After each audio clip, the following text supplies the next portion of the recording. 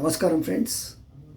ఈరోజు తెలంగాణ కళారత్నాలు YouTube channel open chat with the great Kuchipudi dance guru and exponent and master of Kuchipudi dance in Telangana. ఒక మంచి కళాకారులు, కూచిపూడి నృత్యానికే సొబగులు, మంచి ఆణిముత్యం మన తెలంగాణ కళారత్నం శ్రీ సుధీర్ గారు. నమస్కారం అండి. నమస్తే అండి. నా పేరు రఘునందన్ అండి. నేను తెలంగాణ కళారత్నాలు అనే ఒక యూట్యూబ్ ఛానల్ పెట్టాను. దానిలో మన తెలంగాణలో ఉండే కళాకారులు, కళలకు సంబంధించిన మొత్తం ప్రతి ఒక్క అంశాన్ని దీని లోపల నేను డిజిటలైజ్ చేస్తున్నాను. మీ కళా ప్రయాణం గురించి మా ప్రేక్షకులకు తెలియజేయండి. మీ గురువుగారు ఎవరు, మీ నేపథ్యం, మీరేంటి, మీకు ఏమేమి అవార్డ్స్ వచ్చాయి, అవన్నీ అలాంటి చెప్పండి మాస్టర్. నమస్కారం అండి. రఘునందన్ గారు, నన్ను 1990 దాదాపు 89 నుంచి మీరు నన్ను చూస్తున్నారు. అంటే నేను ఈ ఫీల్డ్కి వచ్చి ఒక 41 సంవత్సరం అవుతుంది. ఈ శాస్త్రీయ కళల మీద నాకున్న ఇంట్రెస్ట్ ఏంటంటే అది అసలు మా ఫ్యామిలీ బ్యాక్గ్రౌండ్లోనే ఎవరికి లేదు. అలాంటిది అదే ఒక నానుడి ఉంది, శిశురు వేత్తి పశురు వేత్తి గానం. అంటే ఒక మనిషి, ఒక చిన్న బాబు కానీ ఒక పశువు కానీ ఏదైనా కూడా యూనివర్స్లో సంగీతానికి ఇట్లా ఇంప్రెస్ కాని వాళ్ళు లేరు. అట్లనే నేను ఫస్ట్ టైం శంకరాభరణం చూసినాక చాలా ఇన్స్పైర్ అయినా ఈ ఆర్ట్ ఫామ్లకి వద్దామని అనుకుంటే టైంలో నేను ఒక క్లాసికల్ డాన్స్ టీచర్ని చూసిన అనుకోకుండా. అప్పటి నుంచి ఈ ఫీల్డ్ని ఎన్నుకుందామంటే చాలా కష్టాలు పడ్డాం. మాకు అప్పుడు గురుముఖత డ్యాన్స్ నేర్చుకోవాలంటే చాలా ప్రాబ్లం ఉండేది. ఇప్పుడు చాలా ఫాస్ట్ అయిపోయింది ఈ టైంలో. అప్పుడు నేను వరంగల్లో నేర్చుకునేటప్పుడు అసలు ఆ టీచర్ దగ్గర నేను 6 నెలలు గేట్ దగ్గర నించొని వెయిట్ చేసిన, కానీ నన్ను అలౌ చేయలే. ఒకవేళ ఆ టీచర్ నన్ను అలౌ చేస్తుంటే నా లైఫ్ స్టైల్ అంటే నేను నేర్చుకునే ఇంకా ఒక మనిషికి ఒక కోరిక ఉంటుంది. సినిమాలో ఒక చిరంజీవి కావాలని ఉంటుంది, చిరంజీవికి ఫ్యాన్ ఉంటారు, బాలకృష్ణకి ఫ్యాన్ ఉంటారు, కృష్ణకి ఫ్యాన్ ఉంటారు, ప్రతి ఒక్క యాక్టర్కి ఫ్యాన్ ఉంటారు. నేను పద్మభూషణ్ డాక్టర్ వెంపటి చిన్న సత్యం గారికి పెద్ద ఒక మంచి భక్తుడిని. ఎందుకంటే ఆయన ఇచ్చిన ఆర్ట్ ఫామ్ నేను చూసే ఈ 40 ఏళ్ళ చరిత్రలో ఆయన ఆల్రెడీ కూచిపూడి డాన్స్ని 50 ఏళ్ళ నుంచి ఇచ్చారు. ఇంకా 50 ఏళ్ళు పోయినా కూడా ఆర్ట్ ఫామ్ పోదు, అంత డెడికేట్ అయ్యి ఆర్ట్ని ప్యూర్గా తీసుకొచ్చారు. కాబట్టి అటు వెళ్ళేవాడిని, కానీ మధ్యలో న్యాప్స్టికల్స్. సరే, ఈ డాన్స్ని కంటిన్యూ చేద్దాం అనుకునేటప్పటికల్లా నాకు అక్కడ అవకాశం దొరకనప్పుడు మళ్ళీ కొన్నాళ్ళు వెయిట్ చేయాల్సి వచ్చింది. ఈ లోపల సాగర సంగమం సినిమా రిలీజ్ అయింది. రిలీజ్ అయిన కొత్తలో నేను వెళ్ళే స్కూల్ దారిలో ఒక బోర్డు పెట్టింది, మగపిల్లలకు డ్యాన్స్ నేర్పించబడును అని. అక్కడ నా జర్నీ స్టార్ట్ అయింది 1984 మార్చ్. అప్పటి వరకే నాకు ఇంట్రెస్ట్. అయితే అక్కడ నేను జాయిన్ అయ్యి. నేపథ్యం ఏ జిల్లా? మాది వరంగల్ జిల్లా. అసలు మా నాన్నగారు పేరు బొంపల్లి పురుషోత్తమరావు, మా మదర్ పేరు బొంపల్లి జయమ్మ. అయితే మా పెద్దనాన్న యతిరాజరావు గారని అప్పుడు దేవాదాయ శాఖ మంత్రి ఉండేది. ఆ దేవాదాయ శాఖ మంత్రి గారి ఒక బావమర్ది బిడ్డ ఈ రవీంద్ర భారతి వెనకాలనే ఉండేది, గోపాలరావు గారు అని. ఆయన మా తాత ఎక్సైజ్ కమిషనర్ ఉండేది ఎక్సైజ్ డిపార్ట్మెంట్లో. ఆయన మనవరాలు ఇప్పుడు ఐఏఎస్ రఘునందన్ రావు గారి వైఫ్, మా బంధువులు. అయితే ఆమె రంగప్రవేశం ఉంది అని చెప్పేసి అంటే నేను వెళ్దామంటే నాకు అంత పాసిబిలిటీ లేదు, కానీ అందరూ అనుకుంటున్నారు. అట్లా నేను డ్యాన్స్ జర్నీ కంటిన్యూ చేసే టైంలో నేను కూడా రంగప్రవేశం చేయాలని ఒక కోరిక ఉండే ఆమెను చూసి. ఆ కోరికను ఎట్లా చేసిన అంటే అది ఒక కఠినమైన ఆలోచన. ఎందుకంటే నేను డబ్బులు సంపాదించాలి, మరి నా కోసం ఎవరు రంగప్రవేశం చేయించేంత డబ్బు పెట్టేవాళ్ళు ఎవరు లేరు. ఒక స్కూల్లో పనిచేసుకుంటూ 3 ఏళ్ళు కష్టపడితే, చాలా 3 ఏళ్ళు పైన కష్టపడితే నేను ఆ రంగప్రవేశాన్ని డబ్బులు కూడబెట్టుకొని లైవ్ ఆర్కెస్ట్రా అలాంగ్ విత్ గురు ఈ పద్ధతిలో ఆడిటోరియం బుక్ చేసుకొని అన్నీ నేను చేసుకొని చేయాల్సి వచ్చింది. ఎక్కడ? అది వరంగల్లోనే కేఎంసీలో మెడికల్ కాలేజ్లో. అది ప్రతిదీ సమకూర్చాలంటే అంత ఈజీగా అయ్యే పని కాదు. ఎందుకంటే కుటుంబ నేపథ్యం అనేది ఈ ఆర్ట్ ఫామ్స్లో, ఫైన్ ఆర్ట్స్లో చాలా అవసరం. అది నాకు లోపం, జీరో. అంటే మనకేం నాలెడ్జ్ లేదు. ఒక లోకల్ బస్ ఎక్కాలన్నా, ఒక ట్రైన్ ఎక్కాలన్నా ధైర్యం లేదు, డబ్బులు లేవు. ఒక డ్యాన్స్ క్లాస్కు 40 రూపాయలు ఫీజు కట్టాలంటే కూడా మా నాన్న జేబులోంచి 20 రూపాయలు దొంగిలించి ఇంటికి వచ్చే చుట్టాల దగ్గర ₹1 ₹2 అడుక్కొని చాలా కష్టపడ్డాం. ఇంకా అది అక్కడి నుంచి హైదరాబాద్కు రావడానికి ఎన్నో కష్టాలు పడ్డా నేను. ఆ టీచర్ దగ్గర నేర్చుకోవడానికి డాక్టర్ ఉమారామారావు గారు నా గురువు గారు. ఆవిడ నేర్పించే టైంలో నేను వరంగల్ నుంచి ఇక్కడికి నాంపల్లి పబ్లిక్ గార్డెన్స్ దగ్గర మేడం ఉండేవాళ్ళు. రావడానికి అన్నం తెచ్చుకుంటే అన్నం పాడైపోవడం, ఇంకా ప్లాట్ఫామ్ మీద పడుకోవడం. ఏదైనా మంచి ప్రోగ్రాం రవీంద్ర భారతిలో ఉన్నట్టు తెలిస్తే దౌర్భాగ్యం ఏంటంటే నేను స్కూల్లో పనిచేసేది 4 స్కూల్ అయిపోయేది. కానీ ఏదో పర్మిషన్ అడిగి 3:30కి బయలుదేరిన ట్రైన్ లేట్ అవ్వడం, నేను వచ్చే వరకు మంగళం పాడడం. అంటే ఒక నృత్య రూపకం జరుగుతుంటే ఆ నేపథ్యం అంటే బహిర్ప్రాణాలు, అంటే నటువన్నారు, మృదంగం, వైలెన్, ఫ్లూటు, వీణ, ఇదొక ప్రపంచం, డ్యాన్స్ ఒక ప్రపంచం. ఇలాంటివి చూస్తే మనిషి కదిలేని మనిషి లేడు. అంటే ఆ పిచ్చి నాకు ఉంది కాబట్టి అట్లా నేను వచ్చి సాగర సంగమాన్ని మీరు తీసుకున్నారు. రవీంద్ర భారతిలో ఇట్లా జరుగుతుంది అంటే మళ్ళీ నేను నేర్చుకుంటే లేదు. పోయే వరకు ఆ ట్రైన్ వెళ్ళిపోయేది. మళ్ళీ నాకు బస్కు ఛార్జీలు లేవు. ట్రైన్ కూడా దొంగతనంగా టికెట్ కొనుక్కుంటేనే ఎక్కేది. అబద్ధం ఎందుకు ఆడాలి. కానీ అప్పుడు ప్లాట్ఫామ్ మీద పడుకొని అక్కడ ఏదో కుళాయిల నీళ్ళు తాగి పడుకొని మళ్ళీ పొద్దున్నే కృష్ణాకి వెళ్ళిపోయి, ఇవన్నీ పగవాడికి కూడా రావద్దు ఇలాంటి కష్టాలు. అట్లా కష్టపడి పడి ఇంకా అదృష్టం కొన్నాళ్ళు హైదరాబాద్ రావడం. నేను శోభానాయుడు గారికి పరిచయం అయిన అప్పుడు ఆవిడ నన్ను ఫస్ట్ టైం హీరోగా తీసుకున్నారు ఒక నృత్య రూపకాలలో. ఒక శోభానాయుడు అంటే యూనివర్స్లో మొత్తం యూనివర్స్లో క్వీన్, అంటే ఫెమినిటీ, ఒక స్త్రీ అంటే కంప్లీట్ ఫెమినిటీ, కంప్లీట్ స్త్రీ అంటే శోభానాయుడు. ఎందుకంటే పబ్లిక్ ఇట్లా అడ్మైర్ చేసుకునే విధంగా కొన్ని శతాబ్దాలు నేను చూసిన 40 ఏళ్లలో శోభానాయుడు చూడాలని ఇట్లా ఒక సినిమాల హేమమాలిని చూద్దామా, ఇంకెవరినో చూద్దామా అని అనుకునేది. శోభానాయుడు చూద్దామా అని అనుకున్న రోజులు నాకే కాదు, ప్రతి ఆర్డినరీ మనిషి నుంచి డిగ్నిటరీస్ వరకు అట్లా చూశారు. అంతే నేను చూసిన ఎక్స్పీరియన్స్లో. అలాంటిది ఒక అనుభవం ఎట్లా వచ్చిందంటే అంటే ఒక గమ్మత్తైన విషయం ఏంటంటే ఆవిడ బెంగళూరులో ప్రోగ్రామ్ చేయాలి, ఆవిడతో చేసే హీరో క్యారెక్టర్ చేసే అబ్బాయి రావట్లేదు. అప్పటికప్పుడు నన్ను పిలిపించారు. నా పాత్ర కూడా స్టేషన్లో ట్రైన్లో ఎదురుగా కూర్చున్నాను. శోభానాయుడు చూసుడే ఎక్కువ అంటే నా పాత్ర కూడా ఆవిడ చేసి చూపిస్తుంది, నాతో చేయట్లేదు, నన్ను చేయమని అంటట్లేదు. ట్రైన్లో కూర్చుంటే ఏమొస్తుంది. సరే నేను స్టేజ్ మీదకి వెళ్ళాక సరే నేను ఏదో చేస్తున్నా, సడన్గా శోభానాయుడు లైట్ ఆన్ కాగానే శోభానాయుడు స్టేజ్ మీదకి వచ్చిండ్రు. నేను అసలు నా క్యారెక్టర్ మర్చిపోయి ఇట్లా బిత్తరపోయి చూస్తున్నా. అంటే ఒక మనిషిలో ఇంత పవర్ ఉంటుంది అనేది భగవంతుడు క్రియేట్ చేసిన మనిషి ఆమె శోభానాయుడు. అలాంటి ఆవిడతో నేను హీరోగా చేస్తుంటే నేను అట్లా నా పాత్రని మర్చిపోయి నేను చూస్తుంటే, సుధీర్ పాత్రని మర్చిపోతున్నావు, క్యారెక్టర్ని మర్చిపోతున్నావు ఇన్వాల్వ్గా అని అంటే అప్పుడు కానీ నేను దేరుకోలే. అంటే ఒక డాన్సర్ మీద ఇంత ప్రభావం ఉంటుంది ఈ ఆర్ట్ ఫాము. 1 రోజులో 2 రోజులలో వచ్చేది కాదు. డాన్సర్ కావాలంటే ముందు సాహిత్యం, మళ్ళీ పురాణ ఇతిహాసాలు, సంగీతం, ఈ శాస్త్రీయంగా వచ్చే మృదంగం లెక్కలు, మన జతికి పక్కాగా ఒక బ్యాలెన్స్గా ఒక జతి చెప్పాలన్నా కూడా చాలా మనకు అన్నీ నేర్చుకొని ఉండాలి. కాబట్టి అలాంటి పరిస్థితి నేను అనుభవించిన. ఇదే ఒకటే కాకుండా నేను అంటే నా అనుభవంలో చదువుకి నేను అస్సలు ఇంపార్టెన్స్ ఇవ్వలేదు. 10th క్లాస్ పాస్ అయిపోయినా ఇంటర్ సెకండ్ ఇయర్లో ఫెయిల్ అయినా. ఇది కూడా చెప్పాల్సిన అవసరం ఎందుకు వచ్చిందంటే అందరు మేము అది చేసామంటారు కానీ అది ఉన్నది చెప్పడమే నాకు చాలా ఇష్టం. ఇంటర్ ఫెయిల్ అయిన టైంలో నేను లక్కీగా మా గురువు గారు నన్ను డీజీపీ దొరగారు పిలిపించారని సత్యసాయిబాబా ఇన్స్టిట్యూషన్లో పుట్టపర్తిలో డాన్స్ నేర్పించడానికి వెళ్ళిన. అక్కడ ఏమైంది, అక్కడ పుట్టపర్తిలో నేను నేర్పించే పిల్లలందరూ జ్ఞానం అంటే అపారమైన జ్ఞానం ఉన్న పిల్లలు, వాళ్ళందరూ పీజీలు, ఫ్యాకల్టీ కూడా అవుట్ స్టాండింగ్, అసలు వాళ్ళకి తిరుగులేదు. భాషలో, చదువులు అన్ని రకాలుగా కమాండ్ ఉన్నది. అలాంటి పిల్లలకు నేర్పించడానికి వెళ్తే స్వామివారు రోజు నాతో మాట్లాడిండ్రు. అయితే డ్యాన్స్ చూసి ఒక మిరాకిల్ జరిగింది. అప్పుడు ఏమైంది, ఆ డ్యాన్స్ అంతా స్వామివారి దగ్గరలో, అంటే దాదాపు ఒక 10-12 టైమ్స్ నేను స్వామివారితో మాట్లాడడం జరిగింది. ఫైనల్ డే బాగుందని పిలిపించారు. లాస్ట్కు పిలిపించి నాకు ఒక గోల్డ్ చైన్ క్రియేట్ చేసి నా మెడలో వేశారు.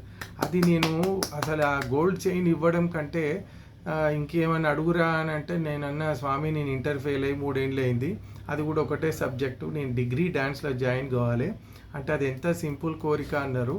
నేను ఆయన అనగానే నేను వెళ్ళి వరంగల్లో నేను అప్పుడు ఢిల్లీకి ఆయన చాలా మంచి ఫ్యూచర్ ఉంటుంది అన్నారు. ప్రైమ్ మినిస్టరు పివి నరసింహారావు గారు, రాష్ట్రపతి శంకర్ దయాళ్ శర్మ గారు, కేఆర్ నారాయణన్ ఉపరాష్ట్రపతి, ఇట్లా బోర్డు అన్ని ప్రోగ్రామ్ చేసి వచ్చిన ఢిల్లీలో. వెంటనే చేసి వచ్చాక ఒక 10 రోజులు కూడా గ్యాప్ లేదు. నేను ఇంటర్ ఎగ్జామ్ రాయడానికి వెళ్ళేటప్పటికల్లా అప్పటికే నాకు కొంచెం ఒక సమాజంలో ఒక ఆర్టిస్ట్ అన్న రెస్పెక్ట్ ఉంది కాబట్టి నేను చిట్టీలు పెట్టి రాసి ఏదో చూసి రాతలు రాద్దామంటే అది కుదిరేట్టు లేదు. అప్పుడు నేను సరే ఇంకా నాకు ఎట్లాగూ బై హార్ట్ చేసి చదువుకోలేదు కదా, క్వశ్చన్ పేపర్నే 3 సార్లు రాసిన. అది ఏమో దైవేచ్ఛ స్వామివారి బ్లెస్సింగ్స్ అనుకోవాలి. నేను ఇంటర్ పాస్ అయిపోయినా. అప్పుడు నేను డిగ్రీలో జాయిన్ అయినా. కూచిపూడి ఆర్ట్ ఫామ్లో మాకు తెలియదు అప్పుడు ఇది కూచిపూడి, ఇది భరతనాట్యం, ఇది పేరిణి అనేది తెలియదు. కానీ ఒక కూచిపూడిలో ఉన్న మహత్తరం ఏంటంటే ఒక మేల్ డాన్సర్కి ఒక ఫిమేల్ డాన్సర్కి ఎక్కడ కావాలంటే అక్కడ అంత బలమైన డిక్షనరీ ఉన్నది. నువ్వు ప్రజెంట్ చేయాలంటే నవరసాలను జోడించి ఏ విధంగానైనా చేయొచ్చు.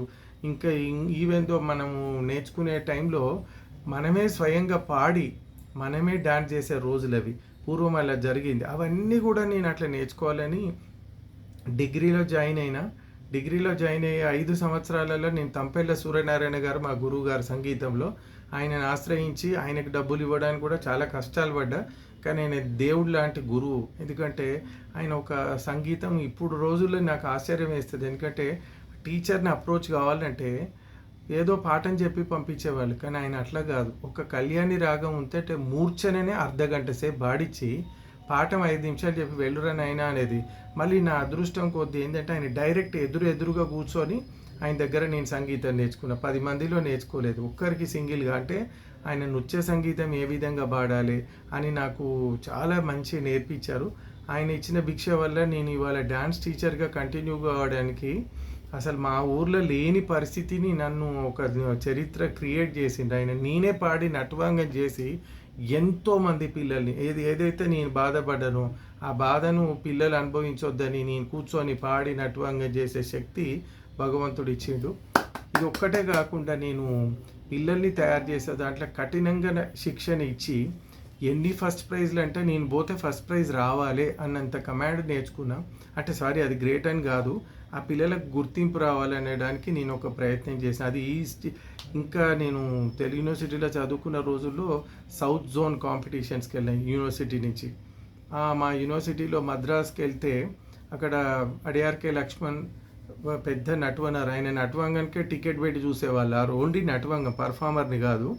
సావిత్రి జగన్నాథరావు అని వైజయంతిమాల బాలికి నటవన్నారు. వీళ్ళిద్దరు జడ్జెస్ ఆల్ ఓవర్ సౌత్ జోన్లో నాకు ఫస్ట్ వచ్చింది అప్పుడు యూనివర్సిటీ నుంచి. అక్కడి నుంచి బిర్లా ఇన్స్టిట్యూట్ రాంచీలో వెళ్తే కూడా నేషనల్స్లో సౌత్ ఈస్ట్ వెస్ట్ నార్త్లో కూడా ఫస్ట్ వచ్చింది. అట్లా అంటే అదేంటంటే ఈ ఆర్ట్ ఫాము ఒక్కటే అండి, భగవంతుడిని నమ్ముకొని డెడికేట్ అయ్యి మన శరీరం మనస్సుని కేంద్రీకరిస్తే ఎన్నో అద్భుతాలు జరుగుతాయి. అద్భుతాలలో నాకు ఇది పెద్ద అద్భుతం. ఆ తర్వాత నేను స్టూడెంట్స్ని అంటే కొన్ని అవాంతరాలు ఏంటంటే కొన్నాళ్ళు ప్రోగ్రామ్ చేయాలంటే సమాజంలో ఒక గవర్నమెంట్ గుర్తింపు ఉండే దగ్గర నన్ను నీ పక్కన స్త్రీ ఉంటుందా ప్రోగ్రామ్ చేయడానికి అని కొన్ని ప్రశ్నలు వేసేవాళ్ళు. మనం తీరా స్టేజ్ ఎక్కి మేకప్ చేసుకొని స్టేజ్ ఎక్కే టైం కూడా నీ పేరు లేదు కదా వెళ్ళిపోవు అనే రోజులు కూడా చూసాం.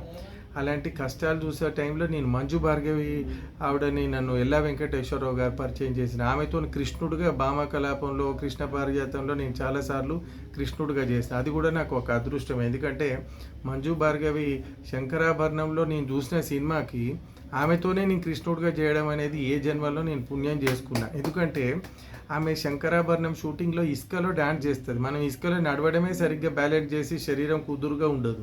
అలాంటిది ఇసుకలో డ్యాన్స్ చేసిందంటే ఎంత బ్యాలెన్స్ ఎంత పొందికగా ప్రాక్టీస్ చేసి ఉంటుంది అనేది అదొక నిదర్శనం. ఆ తర్వాత ఇప్పుడు అలేఖ్య పుంజల గారు ఆవిడ ఒక అభినయ క్వీన్. అంటే అభినయంలో ఆమెను మించిన ఆర్టిస్ట్ లేదనుకునేలాగా ఆవిడ తయారవుతారు. ఆవిడతో కూడా నేను హీరోగా చేయడం, మాకు ఆవిడ ప్రొఫెసర్ కూడా. ఇంకా ఇట్లా ఆవిడ వల్ల మేము చాలా నేర్చుకోగలిగాము. ఎందుకంటే మాకు ప్రొఫెసర్ గుండి చాలా న్యూయాన్సెస్ బాగా చెప్పేవాళ్ళు యూనివర్సిటీలో. ఆ తర్వాత దీపికా రెడ్డి గారు, వైజయంతి కాశీ, ఇంక ఈవెంతో మా మీనాక్షి శేషాద్రి గారితో కూడా చేసినా కానీ నా దగ్గర ఏం ఆధారాలు లేవు చెప్తున్నా. ఇలాంటివి ఎన్నో అదృష్టం. అంటే నాకు అది స్టేజ్ మీద షేర్ చేసుకోవడం దొరికింది. దాంతో నా అనుభవాన్ని గుర్తించి తెలంగాణ భాషా సాంస్కృతిక శాఖ వారు 2015లో ఉగాది పురస్కారాన్ని ఇచ్చారు, ముఖ్యమంత్రి కేసీఆర్ గారు ఉన్నప్పుడు. తర్వాత 2017లో కూడా రాష్ట్ర విశిష్ట పురస్కారం అనే అవార్డు ఇచ్చారు. ఇవన్నీ కూడా నా ఒక్కొక్క మెట్టు నిదానంగా ఎక్కుతే వచ్చినాయి. రాత్రికి రాత్రే మీ వయసు ఎంత ఇప్పుడు? ఇప్పుడు 54 ఏళ్ళు నాకు. అంటే నాకు ఈ పేరు రావడానికి నేను ఈ ఊహ, అంటే నేను ఇట్లా జరుగుతుంది అనే మ్యానిపులేషను లేకపోతే క్యాలిక్యులేషను ఏం లేదు నాకు. జస్ట్ ఆర్ట్ని మనం అంటే మనం గురుముఖత నేర్చుకునేది ప్రజెంట్ చేయాలి. మనోధర్మం అనేది ధైర్యం వచ్చేది కాదు, ఎందుకంటే గురువుల ముందు మనోధర్మం ప్రకటిస్తే వాళ్ళు ఏం ఫీల్ అవుతారని ఒక భయం కూడా ఉండేది. అట్లనే మనం కొన్నాళ్ళు చేస్తూ ఉంటే అప్పుడు కొంచెం కాన్ఫిడెన్స్ వచ్చి పెద్దవాళ్ళ ముందు కూర్చోవడం చేయించడం వల్ల కాన్ఫిడెన్స్ వచ్చి ఒక్కొక్కటి ఇంట్రడ్యూస్ చేయడం, ఇలా నా జర్నీ కంటిన్యూ అయింది. కొన్నాళ్ళకి తెలుగు యూనివర్సిటీలో ఎప్పుడైతే నేను చదువుకున్నానో అదే యూనివర్సిటీలో వీసీ గారు కిషన్ రావు గారు మా ప్రోగ్రామ్ గెస్ట్కి వస్తే, అదేంటి ఇన్నాళ్ళు నీకు ఇంత పేరుంది, నీకు మన ఈ పురస్కారం ఇచ్చారు నాకు తెలుగు యూనివర్సిటీ నుంచి, కీర్తి పురస్కారం ఇచ్చారు తెలుగు యూనివర్సిటీ నుంచి. ఇట్లాంటివి ఎన్నో. మొన్న ఆల్రెడీ నేను నేర్చుకునే టైంలోనే సీనియర్ స్కాలర్షిప్ వచ్చింది 18-28. మళ్ళీ 2002లో నాకు జూనియర్ ఫెలోషిప్ వచ్చింది. మొన్న 2025లో సీనియర్ ఫెలోషిప్ కూడా వచ్చింది నాకు గవర్నమెంట్ ఆఫ్ ఇండియా నుంచి. ఇలాంటివన్నీ అంటే మా పిల్లలు నా దగ్గర నేర్చుకునే పిల్లలకైతే ఇంకా లెక్కలేదు. ఒక 50 CCRT గవర్నమెంట్ ఆఫ్ ఇండియా నుంచి 10 to 14 బిలో ఉన్న పిల్లలకి ఒక 50 స్కాలర్షిప్ పైన వచ్చినాయి. సీనియర్ స్కాలర్షిప్లు 7 వచ్చినాయి. అంటే ఇవన్నీ ఎంత సాధన మనస్సుని. నాకు సద్గురు శ్రీ శివానందమూర్తి గారు మా గురువు గారు, వారి పేరు మీదనే ఇన్స్టిట్యూషన్ రన్ చేస్తున్నా గత 35 ఏళ్ల నుంచి. వరంగల్లోనే ఉంది. ఇప్పుడు ఒక 50 మంది 40 మంది ఉంటారు. అసలు సంగీతం డాన్స్ పూర్వము ఒక్క గురువు ఒక్క స్టూడెంట్ ఉండేవాళ్ళు. మనం బతకడానికి ఏదో కష్టపడాలి కాబట్టి ఓ 20-30 మంది, కానీ మనస్సు పెట్టి నేర్పించేది 2-3 ముగ్గురికో కరెక్ట్గా చెప్పగలుగుతాం. ఎందుకంటే ఆ శిల్పం తయారు చేయాలి. ముందు అంతా అమ్మాయి ఉండేది అన్న అంటే ఆ అమ్మాయిలో ఉండే బాడీ నేచర్ని మనం ఒక చెక్కాలి, శిల్పం చెక్కి అందులో ప్రాణం పోయాలి. అది మాటలతో చెప్పేది కాదు, చాలా కష్టపడితే కానీ ముందు బాడీలో ఆ ఫిట్నెస్ వచ్చి, ఆ ఫిట్నెస్లో లయ వచ్చి, లయలో అభినయం వచ్చేది. ఆ వే ఆఫ్ స్టైల్లో ఆ పిల్లని తీసుకురావాలంటే ఒక మేల్ టీచర్ని, మేల్ డాన్సర్ని తయారు చేయాలి, ఇటు ఫీమేల్ స్టూడెంట్ పర్ఫార్మర్ని తయారు చేయాలి. అంటే ఫెమినిటీ రావాలి, ఈజ్ రావాలి, గ్రేస్ రావాలంటే అది చాలా అరుదు, కష్టం. దాన్ని మనము ఆపాదించుకొని చేయాలి అంటే టీచరు పెద్ద జాబ్. ఆ టీచర్కి చాలా డెడికేషన్ ఉండాలి, ప్యాషన్ ఉండాలి, పిచ్చి ఉండాలి, తయారు చేయాలన్న మంచి ఒక గుణం ఉండాలి ఫస్ట్. ఈ గుణం లేదు, నేనే చేస్తా, నేనే పర్ఫార్మర్ని అయితే అన్న ఉద్దేశం నాకు ఎప్పుడు లేకుండే.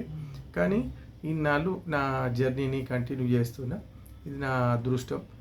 నన్ను కన్న తల్లిదండ్రులకు కూడా నేను ఎప్పుడు రుణపడి ఉంటా. నాకు నేర్పించిన గురువులకు కూడా. నాకు అంటే నా కుటుంబ నేపథ్యం ఏంటంటే, నాకు 18 ఏళ్ళ తర్వాత 2 ట్విన్స్. ఇప్పుడు నాకు 54 ఏళ్ళు, మా పిల్లలకు 7 సంవత్సరాలు. కాబట్టి వాళ్ళ గురించి అన్నా నేను ఇంకొంచెం యాక్టివ్ ఉండాలి. అంటే నా గురించి నేను ఏదో సాధించాలనే ఉద్దేశం లేదు. వాళ్ళను పెంచి పోషించాలి, ఈ ఆర్ట్ ఫామ్ని నేర్పిద్దాం అనుకుంటున్నా. కానీ అంత ఈజీ కాదు, ఎందుకంటే వాళ్ళ చదువుల రీత్యా ఇప్పుడు ఉన్న పరిస్థితిలో ఇది కంపల్సరీ నేర్చుకోవాలి అనే రూల్ కాదు ఇది. ఎందుకంటే మనస్సుకు సంబంధించిన ఆర్ట్ ఫామ్ ఇది. అంత భక్తి, శ్రద్ధ, మన ముందు భారతీయత మీద గౌరవం, భక్తి ఉండాలి. ఇవన్నీ ఉంటే కానీ మనం.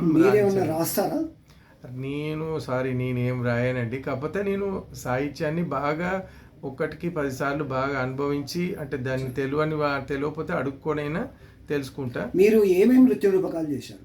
నేను కాకతీయ కళా వైభవం చేశాను, ఇంకా అష్టవిధ నాయక అవస్థల మీద ఒక ఫీచర్ చేశాను. తర్వాత కొన్ని ఐటమ్, అంటే సోలో ఐటమ్స్ చాలా చేసాం. నృత్య రూపకాలు అంటే ఈ మహిషాసుర మర్దిని పౌరాణికం చేసాం.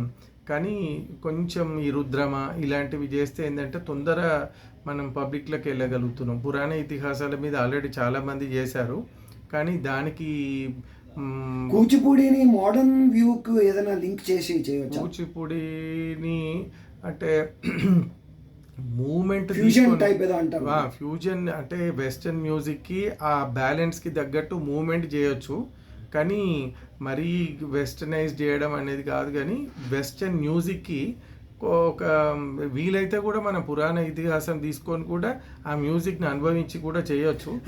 ప్యారలల్ గా దాన్ని ప్రజెంట్ చేస్తూ దీన్ని ప్రజెంట్ చేస్తూ లాస్ట్ కోఆర్డినేషన్ చేసి చేయాలంటే నేను ఇంతవరకు అయితే ప్రయత్నం చేయలేదండి. చూసిన పబ్లిక్లో నేను అలాంటి పర్ఫార్మెన్స్ చూసిన, కాబట్టి అది ఎందుకంటే మ్యూజిక్ ఆల్రెడీ చేస్తూ అది అది అది ఎట్లా ఉంటుంది అంటే మన మీద మనకు నిగ్రహం ఉండాలి. ఫస్ట్ చేసేది పబ్లిక్లోకి వెళ్తుందా లేదా అనేది చూడాలి. సార్ ఇప్పుడు మీరు ఇంకా ఇప్పుడు కూచిపూడి డ్యాన్స్కు ఇప్పుడు ఉండే పరిస్థితులే జీవనోపాధి ఎలా ఉందంటారు? జీవనోపాధి ఇప్పుడు బెటర్ అండి, కొంచెం ఇది వరకు అంటే ఇప్పుడు చాలా బెటర్. ఎందుకంటే డ్యాన్స్ నేర్పించడం, ప్రభుత్వం గుర్తించడం, ఈ రెండు మా అదృష్టం. ఎందుకంటే పూర్వం రోజుల్లో ఇలా ఉండేది కాదు. ఇప్పుడు మనకు వీలైనంత వరకు అవకాశాలు వస్తున్నాయి, రావట్లేదు అనం. అది కూడా government of Telangana department language and culture అప్పుడప్పుడు మనల్ని గుర్తించి మనకు దగ్గర ప్రోగ్రాం కూడా ఇస్తున్నారు. కాకపోతే ఏంటంటే ఏ ప్రోగ్రామ్ ఇచ్చినా ప్రజలకు మనం ఏ విధంగా మోటివేట్ చేయగలుగుతాం అన్న ఉద్దేశంతోనే ఇస్తున్నారు తప్పించి ఏదో ప్రతిదీ ప్రోగ్రామ్ చేయాలన్న ఉద్దేశం వాళ్ళకు లేదు, మనకు కూడా అంత ఆవేశం ఉండదు. ఎందుకంటే క్లాసికల్ మ్యూజిక్ డ్యాన్స్ అనేది చాలా ఒక కఠినమైన ఆర్ట్ ఫామ్ కాబట్టి ప్రతిదానికి చచ్చుకొని ముందుకు పోయేంత ధైర్యం మనకు రాదు.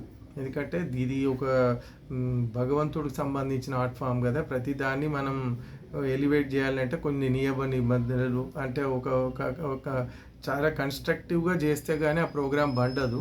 అట్లానే రోజు కచేరీ చేయలేము. తెలంగాణలో కూచిపూడి నృత్యానికి పరిస్థితి ఎలా ఉంది, ప్రాపకం ఎలా ఉంది? తెలంగాణలో అసలు తెలంగాణలోనే కూచిపూడి ఎక్కువ ప్రాచుర్యం వచ్చింది. ఎందుకంటే అబుల్ హసన్ తానీషా, నేను ఫస్ట్ నా అదృష్టం మళ్ళీ మీరు అడగడం వల్ల ఈ కూచిపూడి సాంప్రదాయంలో నేను ఒక స్త్రీ వేషం వేసి చాలాసార్లు నాకు నేషనల్స్లో ఫస్ట్ కూడా వచ్చింది భామా కలాపంలో. అది చూసినాక వేదాంతం రతే శర్మ గారు మా గురువు గారు ఒక 2 గంటల ప్రోగ్రాం నాతో కూచిపూడి విలేజ్లో చేయించినప్పుడు సత్యనారాయణ శర్మ గారు నేను ఒక కచ్చం డ్రెస్ వేసుకుంటే అది దీపిచ్చేసి 9 గజాల చీరని, అది ఒక ప్రత్యేకమైన చీర, అది మడిగట్ట అంటే ఒకలాగా గోచిలాగా పెట్టి చేస్తారు. ఆయన పర్సనల్ చీర ఇచ్చినది అనుభవం నాకు తప్పితే ఇంకెవరు దక్కలేదని 100 సార్లు చెప్పొచ్చు. ఎందుకంటే ఆయన వచ్చి ఆ చీర కట్టిండు ఆయన పర్సనల్గా. నాకు లివింగ్ లెజెండ్ పసుమర్తి రత్తయ్య గారు ఇంకా ఆయన ఉన్నారు, దేవుడు దేవాల ఆయన దేవుడు. ఆయన కింద కూర్చొని నా చెంగులు అన్నీ ముడుస్తూ సత్యనారాయణ శర్మ గారు నా పవిట అవన్నీ వేసి తయారు చేసిండ్రు. అంటే కూచిపూడి ఈ డాన్స్ని అబుల్ హసన్ తానీషానే గుర్తించి కూచిపూడిలో ఉన్న గ్రామస్తులకు ఒక శిలాశాసనం అంటే అక్కడ ఉన్న అగ్రహారికులందరికీ కూడా ఇనాముగా భూములు ఇచ్చేటు. కాబట్టి మన క్రెడిటే అది. ఎందుకంటే ఒక నైజాం నవాబ్ చూసి గుర్తించిండంటే ఆటోమేటిక్గా తెలుగు మాట్లాడే వాళ్ళందరూ అన్ని గౌరవించాలి. నన్ను అడిగితే అది గౌరవించడం అనేది మనసుకు సంబంధించింది. సార్ ఇప్పుడు ఉండే యూత్ గురించి మీ అభిప్రాయం ఏంటి? ఈ కళారూపానికి యూత్కు మీరు ఏం అడ్వైజ్ ఇస్తారు? యూత్ అంటే కొంతమంది మాకంటే బాగా కష్టపడుతున్నారండి. అది మగపిల్లలకి మాత్రం చాలా మంచి అవకాశాలు వస్తున్నాయి. మా అప్పుడు చాలా టైం బాగా వేస్ట్ అయిపోయేది, ఇప్పుడు వాళ్ళు డెడికేట్ అయితే వస్తుంది. కాకపోతే ఇందులో 30% 70% యూత్ ఎట్లా ఉందంటే రాత్రే పేరు రావాలి ఫస్ట్, అది ఉద్దేశం. గురువు అనే వాళ్ళని నేర్చుకున్నంత కొంతవరకే, ఆ తర్వాత గురువుని ఇరిటేట్ అంటే నిందించడం, తొందర పేరు రావాలి, రేపొద్దున్నే ప్రోగ్రాం రావాలి, రేపొద్దున్నే టీచర్ కంటే మనం మించిపోవాలి, ఓపిక కంటే ఎక్కువ ముందుకు పరిగెత్తాలి, లేకపోతే ఒక క్లాస్ పెట్టాలి, టీచర్ పక్కనే ఒక క్లాస్ రన్ చేయాలి అన్న ఉద్దేశం ఉండడం అనేది అది కూడా పేరెంట్స్ పెంపకమే. ఎందుకంటే ఏదైనా పేరెంట్స్ ఇచ్చే మెసేజ్ వల్లనే పిల్లలు తయారవుతారు. ఆ యూత్ అనేది ఫ్రెండ్ సర్కిల్లో ఉండే ఆస్పెక్ట్స్లో వేరు, కానీ ఇప్పుడు ఉండే ఈ ఆర్ట్ ఫామ్లో ఇప్పుడు మా టైంలోనైతే ఇట్లా లేకుండే. మా గురువుగారు ఎక్కడున్నా ఒక భయం ఉండేది, భక్తి ఉండేది, ఆవిడకి చెప్పి చేయాలన్న ఉద్దేశం ఉండేది. చెప్పంది ఏ పని చేసేవాళ్ళం కాదు. ఇప్పుడు అవన్నీ అవసరం లేదు, ఏదైతే అది రెడీ అన్నట్టు ఉన్నారు. కాకపోతే వాళ్ళ అదృష్టం కొద్దీ ఇప్పుడు మన గవర్నమెంట్ కూడా వాళ్ళకి తొందర అవకాశాలు ఇస్తున్నారు.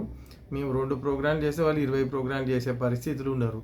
కాబట్టి ఇక ఆ ప్రోగ్రామ్ దాన్ని బట్టే మీరు అర్థం చేసుకోవాలి ఇంకెవరికి ఎంత స్టఫ్ ఉందనేది. ట్రైనింగ్ ఎలా ఉంటుంది? కష్టంగా ఉంటుంది. ట్రైనింగ్ అనేది కూడా చేస్తున్నారు, చేయట్లేదు అంటలేం, కానీ దాంట్లో డెడికేషన్ లేదు. డెడికేషన్ లాంగ్ రన్లో నించోవాలి. ఏదైనా నించుంటే 4 రోజులు పేరు వచ్చి షార్ట్ కట్, ఇప్పుడంతా షార్ట్ కటే. కాబట్టి అప్పుడు మనం టీచర్ గురుముఖత, గురువు ఇంట్లో ఉండి, అంటే అది గురుకుల సిస్టమ్ కాబట్టి చెప్తున్నా, అప్పటి వాళ్ళతో పని చేసి వాళ్ళ ఇంట్లో పని చేసి నేర్చుకున్నాం తప్పించి అక్కడ ఏదో మనం ఫీజు ఇచ్చినామన్న భావన కలిగేది కాదు. వాళ్ళు చెప్పింది కళ్ళు తిప్పి అటు చూడరని అయినా అంటే అలాగ చూసేవాళ్ళం. మన దేశంలో ఎక్కడెక్కడ ప్రోగ్రాంలు ఇచ్చారు? ఇండియాలో అబ్రాడ్లో చాలా చేసామండి. మలేషియా, సింగపూర్, బ్యాంకాక్, మన దుబాయ్, ఇటు మన జపాన్, కొరియా, అమెరికా, టర్కీ, చాలా కంట్రీస్ తిరిగిన. అంటే ఈ తిరగడం కూడా గొప్ప కాదు. నేను ఎప్పుడు ఈ కంట్రీ తిరగాలనే ఉద్దేశం నాకెన్నడూ లేదు. కానీ నా అదృష్టం ఏంటంటే ఎక్కువ కంట్రీస్ నేను పాట నటువంగం చేయడానికి వెళ్ళిన, నేను పర్ఫామ్ చేయడానికి వెళ్ళలే. పర్ఫామ్ చేసిన కొన్నే ప్రోగ్రాంలు. కానీ నేను ఎంజాయ్ చేసింది ఏంటంటే, నేను ఆ దేశం పోవడం వల్ల నాకు ప్లస్ ఏంటంటే, నా పక్కనున్న మృదంగిస్ట్ టాప్ గ్రేడ్ ఆర్టిస్ట్, నా పక్కనున్న పాట పాడావిడ చాలా అవుట్ స్టాండింగ్, చాలా పేరు ఉన్నవాళ్ళు. వాళ్ళ మధ్యలో నేను కూర్చున్నా చూసిండ్రా, దానివల్ల నేను విద్య ఇంకా ఎక్కువ నేర్చుకున్నా. అది నాకు ప్లేస్. అంతేగాని ఆ దేశం పోయినందుకు ఆ దేశం మీరు నట్టు ఇంకా ఇంకా ఈ కళారూపం ఇంకా 100 సంవత్సరాలు బ్రతకాలంటే మీ ఒపీనియన్ ఏంటి చెప్పండి? 100 సంవత్సరాలు బతకాలంటే ఒకటి గవర్నమెంట్ ఫస్ట్. ఎందుకంటే గవర్నమెంట్ గుర్తించాలి, ప్రజలు ఆల్రెడీ గుర్తిస్తున్నారు, ఇప్పటికీ ఉంది, లేదనేం లేదు. కానీ సౌత్లో ఇప్పుడు తమిళనాడులో, కేరళలో, కర్ణాటకలో ఉన్నంత గుర్తింపు ఇంక ఇక్కడ లేదు. ఎందుకంటే గవర్నమెంట్ కాదు, ప్రజలు కూడా వచ్చి కూర్చొని చూడాలి. నన్ను అడిగితే పాపం వాళ్ళు ఎంతో కష్టపడితే కానీ స్టేజ్ మీద పర్ఫామ్ చేయరు. ఇప్పుడు మీరు తమిళనాడులో, కర్ణాటకలో, కేరళలో 100 రూపాయల టికెట్ అన్న పెట్టి వచ్చి చూస్తారు ప్రోగ్రామ్. ఈ డాన్స్ కూడా 100 కాదు, 50 రూపాయలు, 100 తోచినంత టికెట్ అన్న పెట్టి చూస్తే ఏమవుతుందంటే ఆర్టిస్టు బతుకుతాడు, కళ కూడా బతుకుతుంది. దానివల్ల ఒక గౌరవం పెరుగుతుంది. అంతేగాని ఏదో ప్రోగ్రామ్కు రాలేము మేము, అదే యూట్యూబ్లో చూస్తాం, ఆన్లైన్లో చూస్తాం, దాన్ని లింక్ పెట్టండి అని అంటే అదంతా యాప్ట్గా ఉండదు. అది నా అభిప్రాయం.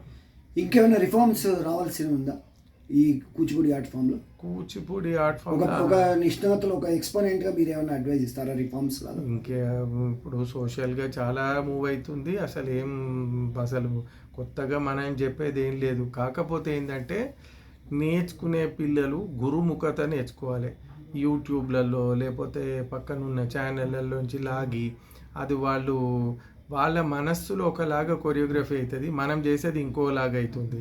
కాబట్టి అది ఒక్కటి అవాయిడ్ చేసి, అది నువ్వు ఏ కొరియోగ్రఫీ ఎవరు చేసిండ్రు అనేది వాళ్ళని అడిగి వాళ్ళని ఆశ్రయించి నేర్చుకుంటే ఇంకా దాంట్లో పండుతుంది. అసలు మనం ఒక పద్ధతిగా ఉంటుంది. అది మీకు ఇంకా ఏమేమి అవార్డ్స్ వచ్చాయండి? నాకు స్టేట్ అవార్డు 2 సార్లు వచ్చిందండి, 15-17లో. ఇది ఒకటి కళారత్న మన కీర్తి పురస్కారం తెలుగు యూనివర్సిటీ నుంచి వచ్చింది. ఇతర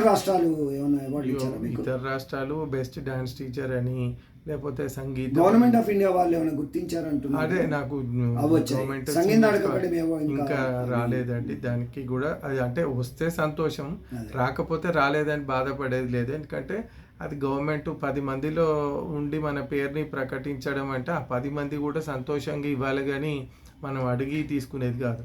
సో ఇప్పుడు ఉండే గురువులు తర్వాత పర్ఫార్మెన్స్ అందరితో కూడా మీకు లింక్ బాగానే ఉంది కదా? బాగా అంటే అందరు పరిచయమే. నేను ఒకవేళ నాకు కావాలి అనుకుంటే, నేను హైదరాబాద్కి రావాలి అనుకుంటే వస్తే కూడా రవీంద్రభారతి నా జీవితం. ఎంతోమంది బంధువులు ఉన్నారు, ఎంతో రకాలుగా ఉంది నాకు, కానీ రేపో ఉంది. కానీ నేను అవన్నీ ఏం చూడదు, జస్ట్ రవీంద్రభారతి. ముందు త్యాగరాయ గాన సభ అనే పిచ్చి ఉండేది చిక్కడపల్లి, అక్కడి నుంచి రవీంద్రభారతి నా జీవితం. Care of address Ravindra Bharathi, department కల్చర్లో వచ్చి కలిసి వెళ్ళామా. నెక్స్ట్ నేను రవీంద్రభారతిలో ప్రోగ్రామ్ చూసానా, వెళ్ళాను. అంటే అది ఒక సీకా సౌత్ ఇండియన్ కల్చరల్ అసోసియేషన్ కానీ ఇంకేదైనా పెద్ద ప్రోగ్రామ్ అయిందంటే నేను ఖచ్చితంగా ఏమైనా వర్షాలు పడని, పిడుగులు పడని వచ్చి కూర్చొని చూసి వెళ్తాను. దాంట్లో డైరెక్ట్ చూసేదానికి, వీడియో చూసేదానికి చాలా తేడా ఉంటుంది. ఆ ఆనందం నేను అనుభూతిని పొందిన. సో మీరు నాకు టైం కేటాయించి మా తెలంగాణ కళారత్నాలకు మీరు ఇంటర్వ్యూ ఇచ్చినందుకు ధన్యవాదాలు మాస్టారు. మీ టెలిఫోన్ నెంబర్ చెప్పండి మాస్టారు. 9848051275 వరంగల్. మళ్ళీ సుధీర్ రావు. 9848051275 వరంగల్. ఎవరైనా బీద కళాకారులు మాకు నేర్పించండి మాస్టర్ అంటే మీరు కొంచెం దయచేసి సహాయం ఖచ్చితంగా చేయాల్సిందిగా. ఆల్రెడీ ఒక 5-6 పిల్లలు నేర్చుకుంటున్నారండి. బీద గొప్ప అని ఏముండదు. ఈ ఆర్ట్ ఫామ్లో శిల్పం అంటే మన అవయవాలు అన్నీ చూడడానికి ఒక శిల్పం లాగా ఉండి దాంట్లో ఒక మంచి ప్రాణం పోయడానికి టీచర్ కావాలి. అలాంటి పిల్లలు నేర్చుకుంటున్నారు. వాళ్ళకి మీరు అడిగింది కాబట్టి చెప్తున్నా. అంటే ఇది గొప్ప చెప్పుకోవడం కాదు. నేను ఏదైతే రాష్ట్రపతిని ప్రైమ్ మినిస్టర్ని కలిసినో ఇట్లా మా పిల్లలు కళా ఉత్సవ్ అని గవర్నమెంట్ ఆఫ్ ఇండియా కండక్ట్ చేసే కాంపిటీషన్లో 3 సార్లు ఫస్ట్ వచ్చింది నేషనల్స్లో. ఒక మండలంలో సెలెక్ట్ కావాలి, జిల్లాలో సెలెక్ట్ కావాలి, జిల్లా నుంచి స్టేట్ని రిప్రజెంట్ చేస్తే నేషనల్స్లో ఫస్ట్ వస్తే మా స్టూడెంట్ ఒక బీద అమ్మాయి, జస్ట్ వైట్ రేషన్ కార్డ్ అమ్మాయి, ఆ అమ్మాయి ప్రైమ్ మినిస్టర్ మోదీ గారిని కలవడం అయింది, ప్రోగ్రాం చూశారు. అదే పిల్లని బాల పురస్కారాన్ని ఈక్వల్ టు పద్మశ్రీ అవార్డు 2024లో రాష్ట్రపతి మరియు ప్రైమ్ మినిస్టర్ గారు పేషీలు ఇస్తే ఆ ప్రైమ్ మినిస్టర్ గారి పేషీలో ఆ అమ్మాయితో దిగిన ఫోటో, మోదీ గారు దిగిన ఫోటో, నిలువెత్తు ఫోటో ఉన్నది. నేను కూచిపూడికి కాంట్రిబ్యూషన్ చేసిన అంటే ఇదే నా బయోడేటా. మీకు ఏదో చిన్న మా కానుకండి ఇది. ధన్యవాదాలండి. మీరు ఇంకా మంచి మంచి ప్రోగ్రామ్స్ చేస్తూ మీకు దిగ్దిగంతాలకు మీ కళారూపము మీ కీర్తి ప్రతిష్టలు కూడా వ్యాపింపజేసుకొని మీరు ఇంకా వృద్ధిలోకి రావాలని మా ఛానల్ తరఫున కోరుకుంటున్నాం అండి. తప్పకుండా. థ్యాంక్ యూ వెరీ మచ్ అండి. Thank you sir. నమస్కారం అండి. ధన్యవాదాలు. ఓకే ఫ్రెండ్స్, ఎంత మంచి ప్రోగ్రాము, ఎంత మంచి ఆర్టిస్టును పరిచయం చేసుకున్నాము మనము. ధన్యవాదాలు. Thank you. Yours faithfully Raghunandan signing off. Thank you. నమస్కారం.